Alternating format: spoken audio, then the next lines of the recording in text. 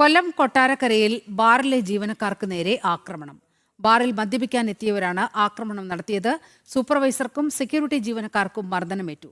സംഭവത്തിൽ 3 പേരെ Kottarakkara police arrest ചെയ്തു.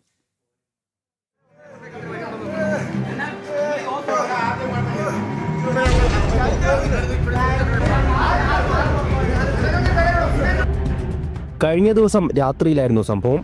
ബാറിലെ ജീവനക്കാരുമായി മദ്യപിക്കാനെത്തിയ സംഘം തർക്കത്തിലായി. തുടർന്ന് കയ്യാങ്കളിയിലെത്തുകയായിരുന്നു.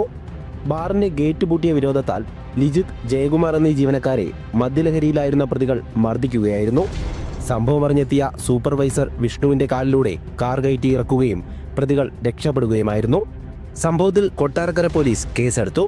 നീലേശ്വരം സ്വദേശി അക്ഷയ്, മുട്ടറ സ്വദേശി ശ്രീഗണേശ്, കൊട്ടാരക്കര സ്വദേശി ബിനിൽ എന്നിവരെ പോലീസ് അറസ്റ്റ് ചെയ്തു.